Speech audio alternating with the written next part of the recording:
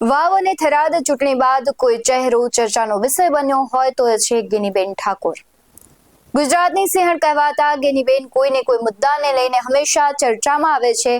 ત્યારે વધુ એક વખત ગેનીબેન ઠાકોરને ગદ્દાર કહેતા રાજકારણમાં ખળભળાટ મચી ગયો છે। નમસ્કાર, આપની સાથે હું ભગવતી વિશાવડિયા।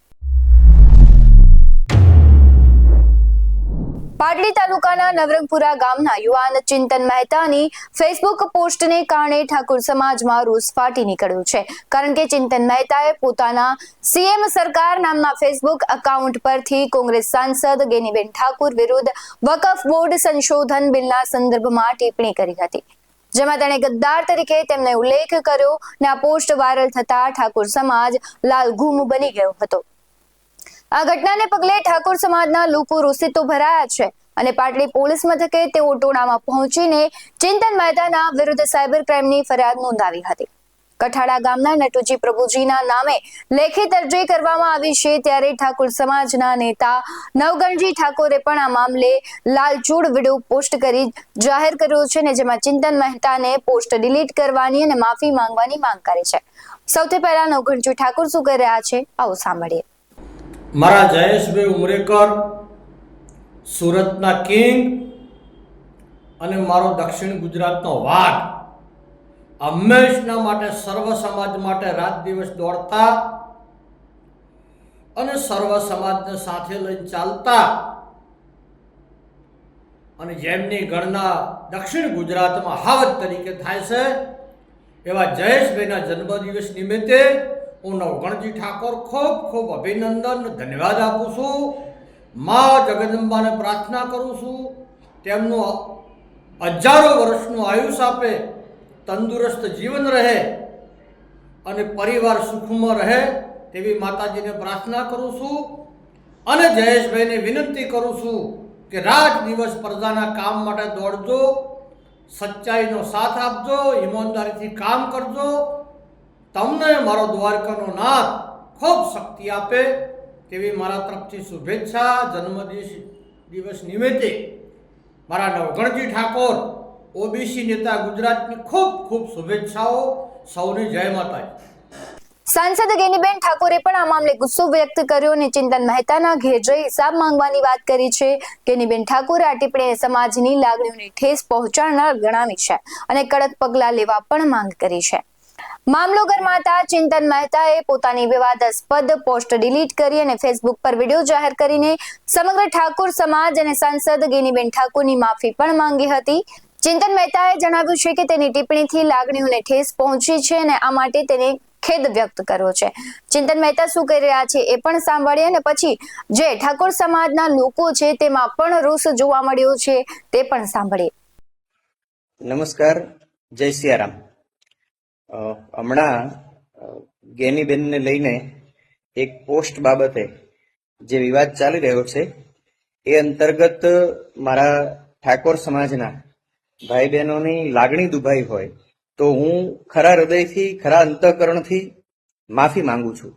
આદરણીય ગેનીબેન એ મારા રાજ્યના સાંસદ છે, કોઈ પણ પક્ષના હોય પણ એ મારે માટે આદરણીય છે, મારે માટે સન્માનનીય છે। હું એમને હૃદયથી માન પણ આપું છું। રાજકીય હેતુથી કરાયેલી પોસ્ટ છે એનો અન્ય હેતુ સમજી અને એ કોઈની લાગણી દુભાઈ હોય, સમાજની લાગણી દુભાઈ હોય તો હું હૃદયથી એ સમાજની માફી માંગુ છું। જય સિયારામ। પાટડી તાલુકાનો નવરંગપુરાનો એક ચિંતન મહેતા, ભારતીય જનતા પાર્ટીનો કાર્યકર અને આગેવાન, જે ફેસબુક ઉપર સીએમ સરકાર નામનું એક પેજ ચલાવે છે જેની અંદર અવારનવાર એ બે જૂથો વચ્ચે વયમનસ્ય ફેલાય, જાતિ જાતિ વચ્ચે વર્ગ વિગ્રહ ફેલાય અને લોકોની અંદર નફરતની ભાવના ફેલાય, આ પ્રકારની પોસ્ટ વારંવાર કરતા હોય છે આ લોકો, ભારતીય જનતા પાર્ટીના લોકો। પરંતુ તાજેતરની અંદર જ ગુજરાતની બેન, બનાસની બેન એવી ગેનીબેન ઠાકોર, જે લોકોની સેવા કરવા માટે હંમેશા પ્રખ્યાત છે, આવા ગેનીબેન ઠાકોરની વિરુદ્ધમાં એમના ફોટા ઉપર ગદ્દારનો સિક્કો મારી અને એમનું અપમાન થાય, માનહાનિ થાય, હિન્દુઓ અને મુસ્લિમોની લાગણી ભડકાય। આવનાર સમયની અંદર પાટડી શહેરમાં અને અન્ય જગ્યાએ સુલે શાંતિનો ભંગ થાય, આ પ્રકારની હરકત એણે પોતાના પેજ ઉપર કરી છે। ત્યારે આજે અમારા આગેવાન નટુજીભાઈ ઠાકોર એમણે ગઈકાલે ફરિયાદ આપી, પરંતુ ગુજરાતની પોલીસ જ્યાં ભારતીય જનતા પાર્ટીનું નામ સાંભળે છે ત્યાં આ પોલીસ પંગુ બની જાય છે અને કદાચ અતિશયોક્તાભર્યા શબ્દો વાપરું તો નપુંસક બની જાય છે અને એની પર કાર્યવાહી કરવામાંથી ભાગતી ફરે છે. હમણાં જ મહારાષ્ટ્રની અંદર પેલા કુણાલ કામરાએ એકનાથ શિંદેનું નામ પણ નહોતું લીધું, માત્ર એક કવિતા ગાઈ હતી, તેમ છતાં એના ઉપર એ ગદ્દાર ગણી અને બધી જ કલમો લગાવવામાં આવી છે. ત્યારે આ વ્યક્તિ જાહેરમાં ગેનીબેન ઠાકોરનું અપમાન કરે છે. માત્ર કોંગ્રેસનો કે ઠાકોર સમાજનો કોઈ આગેવાન નહીં, સભ્ય સમાજનો કોઈ પણ વ્યક્તિ ગેનીબેન ઠાકોરનું અપમાન સહન કરી શકે નહીં. આજે મેં પણ પોલીસ સ્ટેશનની અંદર બીએનએસની વિવિધ ધારાઓ હેઠળ ફરિયાદ દાખલ કરવાની અરજી આપી છે. હવે જોવાનું છે ગુજરાત પોલીસને કે એ લોકો ફરિયાદ દાખલ કરે છે કે નહીં, તાત્કાલિક એના ઉપર પગલાં ભરે છે કે નહીં, કે પછી સુલે શાંતિનો ભંગ થાય, આવનાર સમયની અંદર સમાજમાં અરાજકતા ફેલાયની રાહ જોશે અને સમાજની અંદર નફરતના બીજ રોપાય, આ પ્રકારની પરિસ્થિતિની રાહ જોવા માંગે છે. ગુજરાતને એ અનિશ્ચિતતામાં ધકેલવા માંગે છે. આ બધી જ જવાબદારી હવે ભારતીય જનતા પાર્ટી અને ગુજરાત પોલીસની છે. મને આશા અને વિશ્વાસ છે કે આ તંત્રની અંદર હજી પણ અમુક એવા અધિકારીઓ છે જેની કરોડરજ્જુ હજી પણ મજબૂત છે, જેણે ખાખી પહેરી છે, એણે સંવિધાનના સોગંદ લીધા છે કે કોઈ પણ વ્યક્તિ એ સંવિધાનની વિરુદ્ધમાં કાયદો કરશે, ચાહે રંક હોય કે રાજા હોય, એની વિરુદ્ધમાં કામ કરવા માટે, એની વિરુદ્ધમાં કાર્યવાહી કરવા માટે હજી પણ અમુક અધિકારીઓની કરોડરજ્જુ સલામત છે. મને વિશ્વાસ છે કે આ લોકો ચોક્કસ કાર્યવાહી કરશે. અન્યથા આવનાર સમયની અંદર જે કંઈ પરિસ્થિતિનું નિર્માણ થાય એની સંપૂર્ણ જવાબદારી ગુજરાત પોલીસની, પાટડી પોલીસની અને સુરેન્દ્રનગર જિલ્લા પોલીસની રહેશે. આ ઘટનાને પાટડી તાલુકામાં તણાવનું વાતાવરણ સર્જ્યું છે. માજી ધારાસભ્ય નૌશાદ સોલંકી, વિક્રમભાઈ રબારી સહિત પાટડી પોલીસ મથકમાં પોસ્ટ મૂકનાર યુવક વિરુદ્ધ ફરિયાદ આપી છે. પાટડી 4 રસ્તા પર હાઈવે પર ચક્કા જામ કર્યો હતો.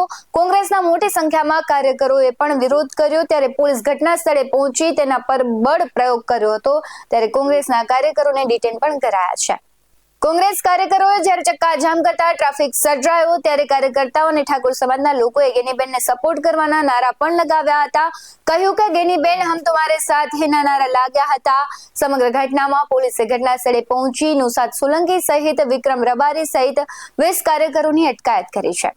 સમગ્ર ઘટનામાં જ્યારે કહીએ કે ગેનીબેનના સપોર્ટમાં આખું ઠાકોર સમાજ આવી ગયો છે અને ગેનીબેન એક સિંહણ છે અને ગેનીબેન હમ તમારે સાથ છે તેવા નારા લગાવવામાં આવ્યા છે. આની જ પ્રતિક્રિયામાં જે વ્યક્તિએ આ પોસ્ટ કરી હતી તેને પણ માફી માંગવી પડી છે. આ મુદ્દે આપનું શું કહેવું છે કમેન્ટ કરી જરૂરથી જણાવજો. આવા જ વધુ અહેવાલો સાથે ફરી મળતા રહીશું. તમે અમારી YouTube ચેનલને સબસ્ક્રાઇબ કરવાનું, અમને Facebook અને Instagram પર ફોલો કરવાનું ભૂલશો નહીં. બાકી અમને નવી અપડેટ્સ મેળવવા માટે આપ જોતા રહો BS9 TV ન્યૂઝ. નમસ્કાર.